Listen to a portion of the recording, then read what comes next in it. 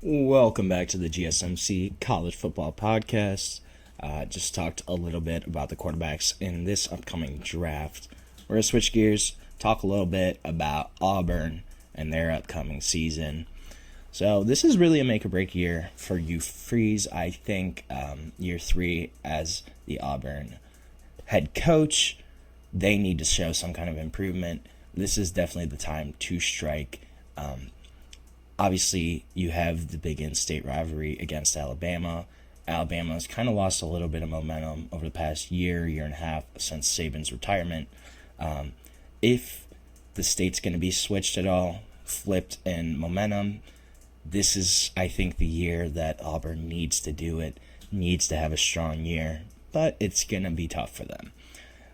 Quarterback-wise, this room has been completely rebuilt.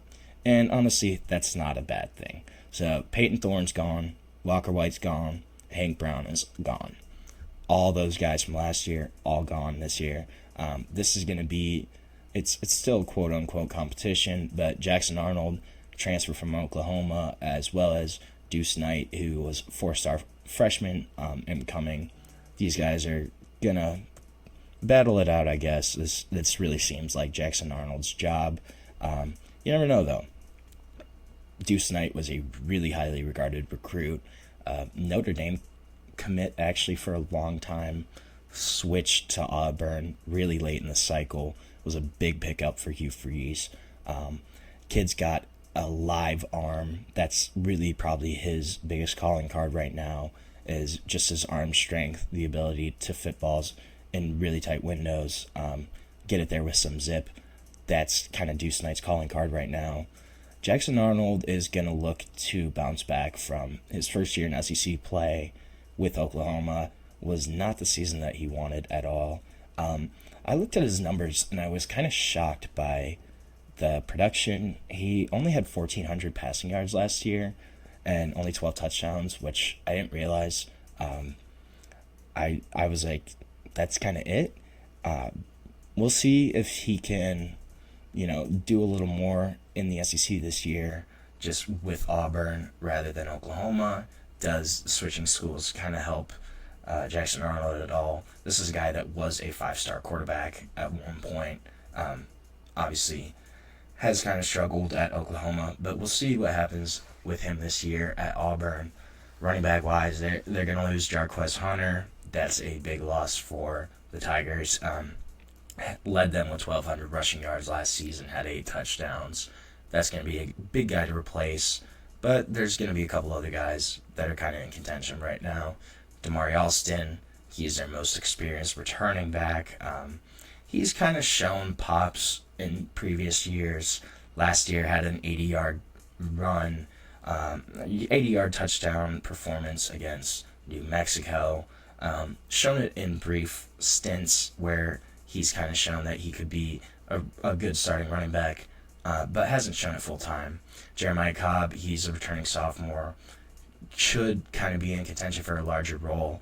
Another name to look at is Durrell Robinson. This kid is a transfer from UConn, had 730 rushing yards last season for the Huskies, had 8 touchdowns.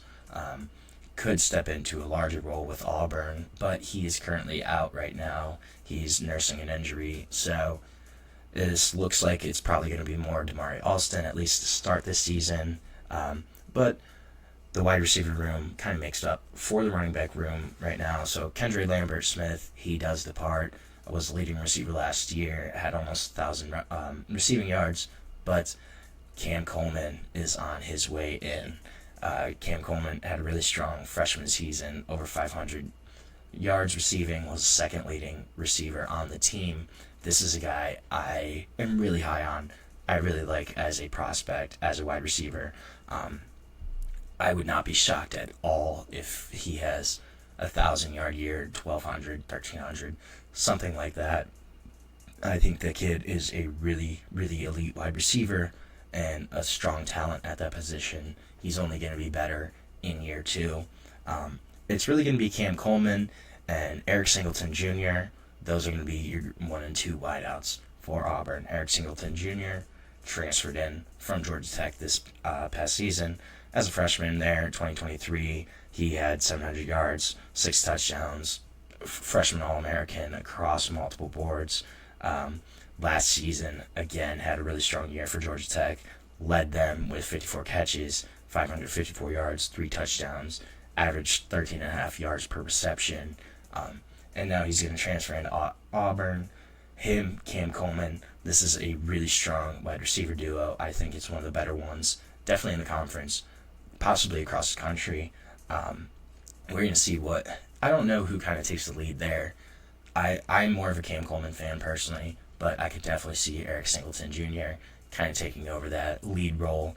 Malcolm Simmons, he's also back. He was the third leading receiver on the team last year.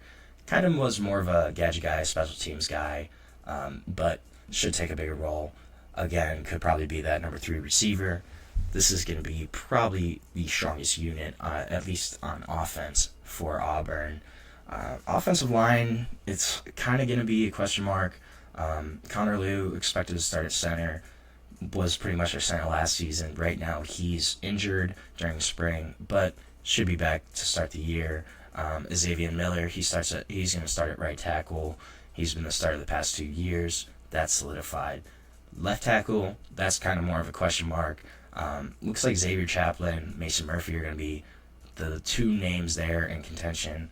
Chaplin was Virginia Tech transfer, played over 500 snaps last year, only gave up 2 sacks. Mason Murphy was a USC guy, played mostly right tackle actually, but he did play about 45-50 snaps last season at left tackle.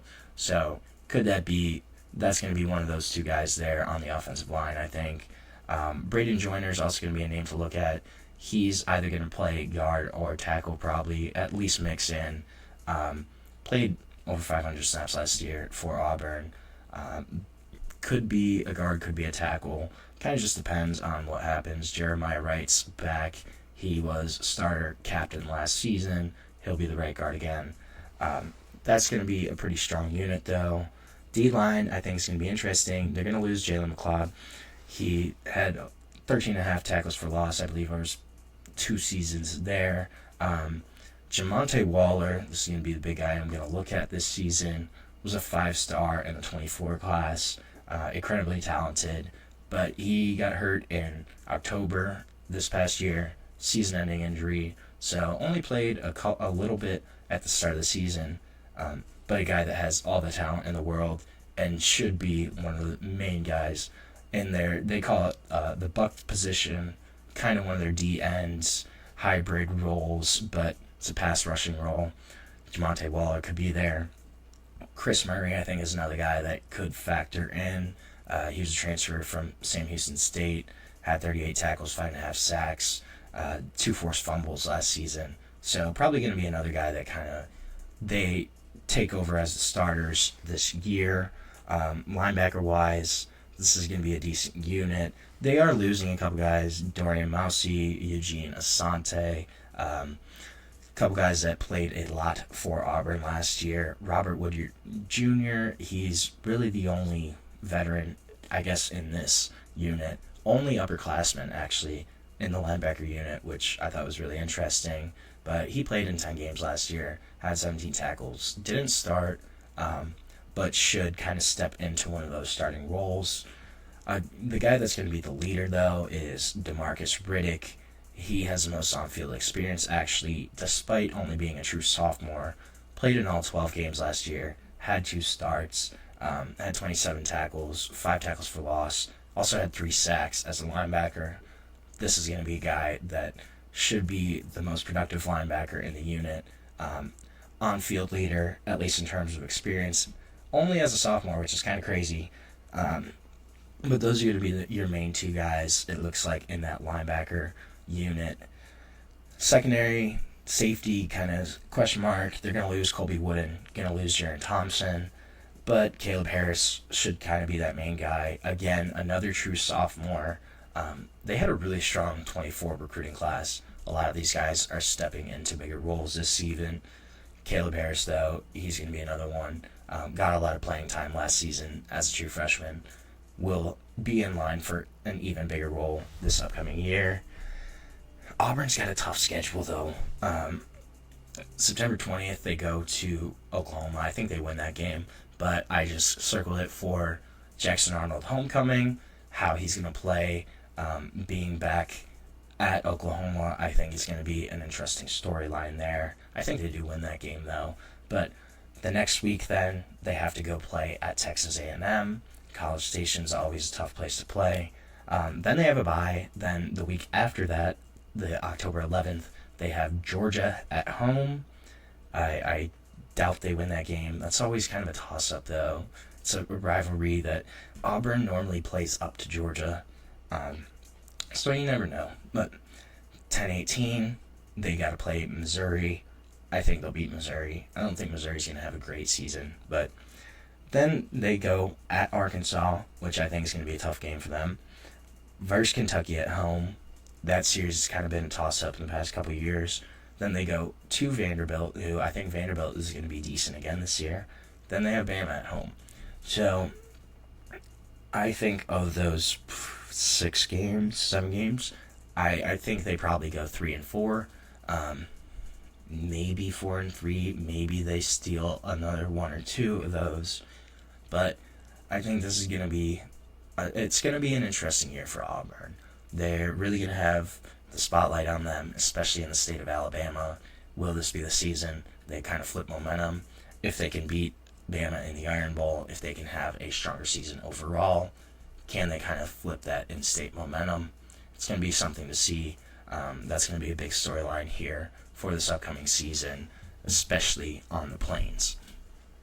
So we're going to take another break on the show. When we come back, we're going to preview another SEC team, talk a little bit about Texas, and what's happening for the Longhorns this season.